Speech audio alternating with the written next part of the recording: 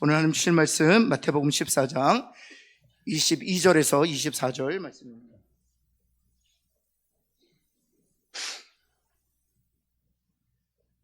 마태복음 14장 22절에서 24절 말씀 우리 한 절씩 교독하도록 하겠습니다. 예수께서 즉시 제자들을 재촉하사 자기가 무리를 보내는 동안에 배를 타고 앞서 건너편으로 가게 하시고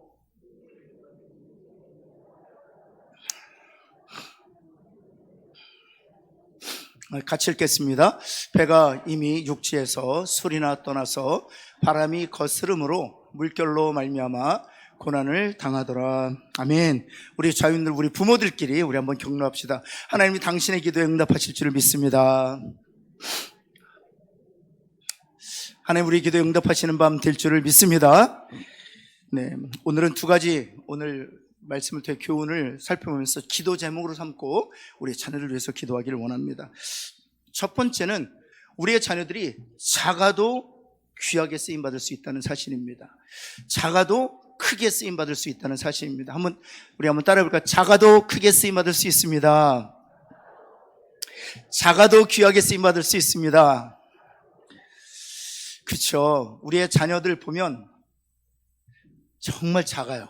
부모들은 알아요. 정말 하나님 앞에 쓰임받을 수 있을까? 좀 우리 시쳇말로 밥벌이 하면서 살 수 있을까? 그런 걱정과 그런 염려가 있습니다. 여러분, 그런데 오늘 읽었던 본문 바로 앞에 어떤 본문이 등장하느냐 하면 바로 14절부터 21절까지 우리가 잘 아는 본문입니다. 오병이어 사건이 기록되어 있습니다. 이 오병이어 사건을 통해서 주시는 여러 가지 메시지가 있지만 그 중에 우리에게 너무나도 클리어하게 주시는 메시지가 있는데, 작아도 주님이 사용하시면 귀하고 크게 사용될 수 있다는 사실입니다. 사랑하는 성도 여러분, 우리 자녀들이 오병이어처럼 작아 보여도 주님이 사용하시고자 하면 귀하고 크게 쓰임받게 될 줄을 믿습니다. 오병이어 가지고는 소년의 점심밖에 안 됐어요. 그러나 그 작은 것 가지고 5,000명이나 되는 장정을 먹일 수 있었다는 사실입니다. 우리의 자녀들이 오병이어 같아 보이지만 주님 손에 들려지면, 주님 손에 붙잡히면, 주님과 동행하면 하나님께서 귀하고 크게 사용하실 줄을 믿습니다. 여러분, 요셉은 죄수였습니다. 그런데 하나님께 붙들리자 여러분, 하나님의 백성의 생명을 살리는 그 일에 총리 대신으로 하나님이 사용하셨습니다. 여러분, 모세는 실패자였습니다. 그런데 하나님께서 붙드시자 하나님의 백성을 바로의 손에서 구원하시는 민족의 리더로 쓰임받을 수 있었습니다. 여러분, 다윗은 어떻습니까? 아버지 마음에도 성에 차지 않았던 그런 막내 아들이었습니다. 그러나 하나님께 붙들리자 하나님의 백성을 다스리는 왕 중에 왕이 될 수 있었습니다. 그들의 시작은 다 미약했어요. 그들의 시작은 다 작았어요.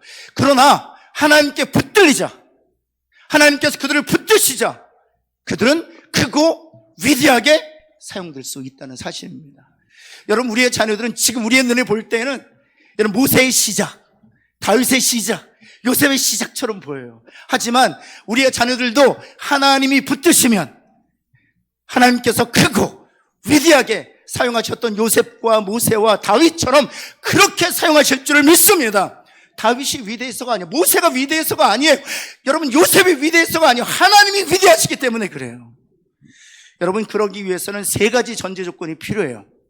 작지만 크게 쓰임받기 위해서는 세 가지 전제 조건이 필요해요. 첫 번째는 무엇인가 하면 반드시 거듭나야 합니다. 여러분, 하나님이 붙드신다는 것이 무엇입니까? 하나님의 자녀가 되어야 한다. 그리스도 안에 있어야 한다는 것입니다. 그리스도 밖에 있으면 이 세상에서 아무리 위대해도 그는 하나님 앞에 쓰임받을 수 없습니다. 여러분, 구원받지 않으면 그가 이 세상에 아무리 재능을 갖고 있다 할지라도, 학식이 높다 할지라도 하나님 앞에 쓰임받을 수 없습니다. 역사 수많은 인물들이 있었습니다. 그러나 성경에 등장한 인물들은 하나도 없어요. 성경에 등장하는 인물들은 다 작지만 하나님께 구원받아 하나님의 붙들림 받은 사람들이었다는 사실이죠. 오늘 이 밤에 우리가 기도할 때 하나님, 우리의 자녀들을 거듭나게 하여 주옵소서 기도하는 밤 되기를 원합니다. 두 번째는 자신의 오병이어가 무엇인지를 알아야 돼요. 여러분, 주님께서 5,000명 먹으실 때 아무것도 없는 상태에서 먹이시지 않았어요. 작더라도 있어야 돼요. 한번 따라해봐요. 작더라도 있어야 한다. 한번 할까요? 작더라도 있어야 돼요. 여러분, 그래서 우리의 자녀들이 자신이 소유한 오병이가 무엇인지를 발견할 수 있어야 돼요. 여러분, 또 부모들이 우리 자녀들이 소유한 그 오병이어를 볼 수 있는 눈이 열려져야 돼요. 여러분, 그 오병이어만 있다면 하나님께서 그 오병이어를 통해서 크고 위대하게 사용하실 줄을 믿습니다. 누가 이것을 발견한 것이 중요합니까? 자녀들이 자신에게 있는 세상적인 어떤 스펙의 관점에서 볼 때 작지만 그 작은 것 갖고 있음을 알아야 돼요. 여러분, 마지막은 무엇입니까? 그 발견한 오병이어를 누구에게 드릴 수 있어야 돼요? 주님께 드릴 수 있어요. 나에게 주어진 재능, 나에게 주어진 지혜, 나에게 주어진 성품, 작지만 그것을 주님께 드릴 수 있어야 돼요. 그러면 그것을 가지고 하나님께서 우리의 자녀들을 크고 위대하게 사용하실 수 있는 줄을 믿습니다. 우리가 자녀를 위해서 기도할 때 이렇게 기도하면 좋겠어요. 하나님, 우리의 자녀를 거듭나게 하셔서 그리스도 밖에 있는 자녀들, 그리스도 안에 있는 자녀들 되게 하여 주옵소서. 우리의 자녀들이 거듭나서 자신에게 주어진 작지만 그 오병이어를 발견하게 하여 주옵시고, 나아가서 그 오병이어를 주님 앞에 온전하게 드릴 수 있는 결단이 있게 하여 주옵소서. 그럴 때 우리의 자녀들을 작지만 크고 위대하게 그리고 귀하게 사용하실 수 있는 줄을 믿습니다. 두 번째는요, 겸손해야 높이 그리고 끝까지 쓰임받을 수 있다는 거예요. 우리 한번 따라해 볼까요? 겸손해야 높이 그리고 끝까지 쓰임받을 수 있습니다. 겸손해야 쓰임받을 수 있습니다. 여러분, 오늘 읽었던 본문인데요, 여러분, 오병이어 사건이 끝나고 나서 주님께서 친히 무리들을 보내셨습니다. 수많은 무리들이 있는데 제자들에게 맡기지 않으셨어요. 주님이 친히 그들을 보내셨어요. 그리고 나서는 오늘 우리가 눈길을 끄는 대목이 있는데요, 주님이 오병이어 사건을 경험한 제자들에 대하여 어떻게 반응하고 있는가 하는 것입니다. 여러분, 22절 한번 볼까요? 21절까지가 오병이어 사건이고요, 22절에 주님이 친히 그 큰 무리를 보내신 대신 이 제자들에 대해서는 어떻게 하셨는가? 여기 주님이 그들을 즉시 재촉해서 배에 태우셨다, 이렇게 되어 있어요. 무리는 주님이 보내셨다 되어 있습니다. 여러분, 왜 주님은 즉시 제자들 재촉해서 무리들로부터 떼어내어 배에 태우신 것일까요? 왜일까요? 여러분, 제자들의 상황을 한번 여러분 유추해 보셨으면 좋겠어요. 오병이어 지금 현장에 있어요. 여러분, 우리가 남자만 5천 명이었기 때문에 이 오병이어로 먹은 사람을 약 한 2만 명 정도 추산합니다. 그럼 제가 일전에도 잠깐 퀴즈를 한번 드렸었는데요, 12명의 제자가 오병이어로 2만 명을 먹이려면 몇 시간 정도 걸릴까요? 제가 천천히 계산해 봤어요. 여러분, 한 제자가 한 명에게 나눠주는 한 1분이라고, 10초. 그래서 12명의 제자가 100명에게 나눠주는 시간이 얼마 정도 걸릴 것 같으세요? 12명의 제자가 100명. 여러분, 우리가 성찬식을 생각하시면 됩니다. 우리 장로님들이 2부 예배 때 한 250명, 3부 예배 때 350명 정도 출석하시는데, 성찬식 할 때 분병하고 분잔하는데 몇 분 정도 걸릴까요? 약 10분에서 15분 정도 걸립니다. 한 300명 정도. 그러면 12명에서 2만 명을 분잔한다고 생각해 보세요. 2만 명을 분병한다고 생각해 보세요. 그럼 몇 분 정도 걸릴까요? 제가 가장 짧게 계산해 봤어요. 막 던지는 거예요, 막. 짧게 계산해도요, 150분. 정말 짧게 계산해도. 여러분, 150분이면 몇 시간입니까? 2시간 30분입니다. 그런데 천천히 계산해보면 몇 시간이 나오면 5시간 정도 나옵니다. 오병이어로 앉게 한 다음에 분잔 분병하는데 거의 한 5시간 정도 나옵니다. 여러분, 그렇다면 짧게 2시간에 반해서 길게 5시간 정도 어떤 일이 일어났을 것 같으세요? 성경엔 그게 기록되어 있지 않습니다. 어떤 일이 일어났을 것 같으세요? 제자들과 무리들 사이에서 어떤 일이 일어났을 것 같으세요? 그렇죠. 보리떡이 줄지 않는 거예요. 고기가 줄지 않는 거예요.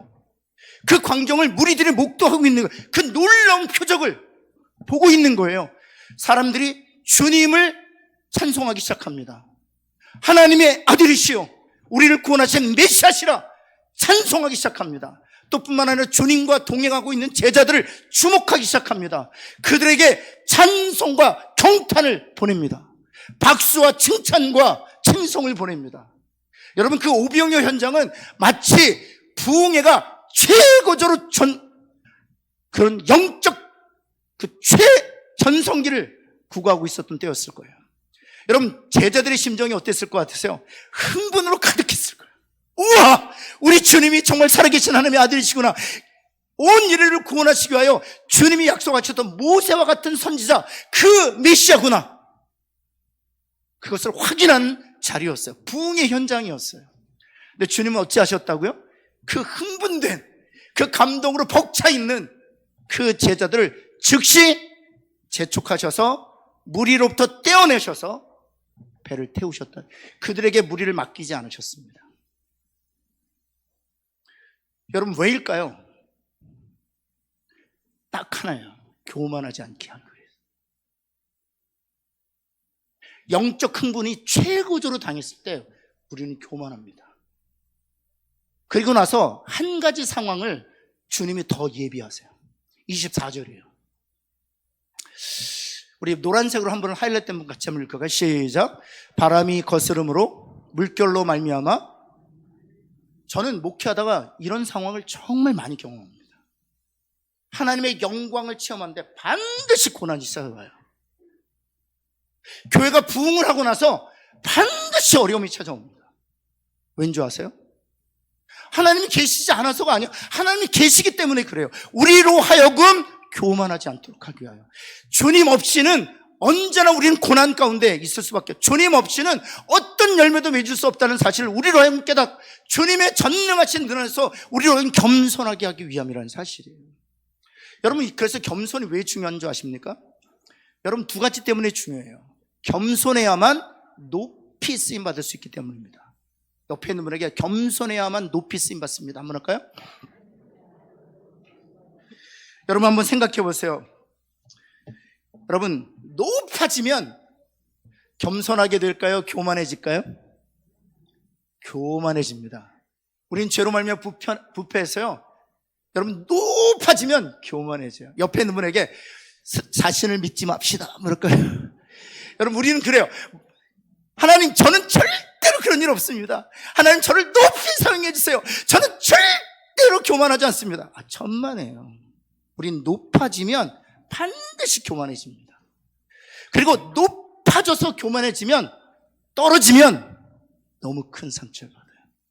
그래서 하나님은요, 겸손하지 않은 사람은 절대로 높이 쓰지 않으세요. 주님이 아니시기 때문에. 겸손한 사람은요, 아무리 높아져도요, 늘 겸손할 것이기 때문에 주님이 안심하고 높이세요. 결코 떨어지지 않을 거니까. 사랑하는 성도 여러분, 요셉이 그러했습니다. 총리 대신까지 높이셨어요. 왜? 주님이 요셉을 총리 대신까지 높이신 줄 아세요? 요셉의 삶을 통해서 요셉이 하나님을 안심시켜 드렸거든요. 내가 아무리 높아져도 절대로 넌 교만하지 않을 거다. 여러분, 모세 역시 마찬가지입니다. 내가 아무리 높아져도 결코 너는 교만하지 않을 거다. 다윗 역시 마찬가지. 왕 중에 왕으로 하나님께 높이셨어도 하나님이 다윗을 보면서 안심하셔서 너는 내 마음에 합한 자야. 너는 절대로 교만하지 않을 거야. 그래서 하나님 마음껏 높이셨어요. 사랑하는 성도, 오늘 우리가 이 밤에 기도할 때 우리 자녀들을 위해서 하나님 겸손한 마음을 허락하여 주셔서 하나님이 아무리 높게 하셔도 교만하지 않게 하여 주셔서 높이 쓰임받는 자녀들 되게 하여 주옵소서. 여러분, 또한 두 번째, 왜 겸손해야 되는가? 끝까지 쓰임받기 때문입니다. 끝까지 쓰임받. 여러분, 많은 사람들이요, 그냥 한번 반짝 쓰임받습니다. 그리고 영원히 버려지는 사람들 많이 봅니다. 반짝 쓰임받다가 영원히 버림받아. 왜냐하면 쓰임받을 때 교만해져서 그 교만이 그에게 패망을 가져왔기 때문이에요.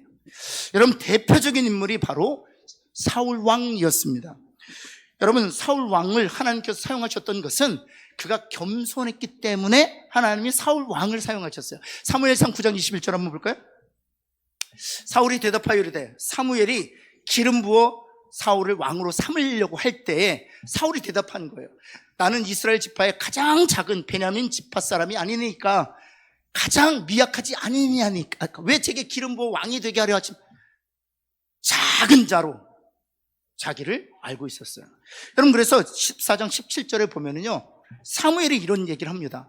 한번 사무엘이 이르되부터 한번 같이 한번 읽어볼까요? 시작. 사무엘이 이르되 왕이 스스로 작게 여길 그때에 이스라엘 지파에, 그렇죠, 왕이 스스로 작게 여길 그때에 하나님께서 사울 왕을 이스라엘 지파의 머리가 되게 하셨다. 그가 겸손했기 때문에 하나님은 그를 높이 세우셨다는 거예요.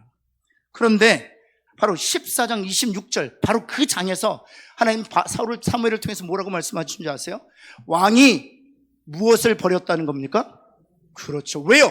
높아져서 여호와의 말씀을 버렸다는, 더 이상 여호와의 말씀이 내겐 필요 없는 거예요.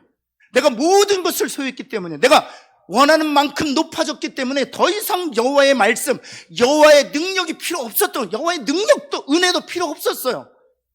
그때 그 결과가 무엇이었습니까? 여호와께서 왕을 버려 이스라엘 왕이 되지 못하게 하셨나니. 이거는 성경적 진리예요. 그래서 하나님께서 겸손을 원하신다는 사실입니다. 여러분, 반대로 여러분, 바울은 이런 고백을 합니다. 왜 바울을 하나님께서 끝까지 쓰셨는 줄 아세요? 높이도 쓰셨지만 끝까지 쓰셨던 이유가 있어요. 고린도전서 15장 10절 말씀 한번 볼까요? 고린도전서 15장 10절. 이것은 그러나부터 한번 같이 한번 읽겠습니다. 같이 읽습니다. 나의 고백으로 한번 읽겠습니다. 시작. 그러나 내가 나 된 것은 하나님의 은혜로 된 것이니 내게 주신 그 은혜가 헛되지 아니하여 내가 모든 사도보다 더 많이 수고하였으나 내가 한 것이 아니요 오직 나와 함께 하신 하나님의. 그래서 하나님이 끝까지 쓰셨던 거예요. 저는 우리의 자녀들이 이렇게 겸손해서 높이 그리고 끝까지 쓰임받는 자녀들 되기를 예수 그리스도의 이름으로 축원합니다.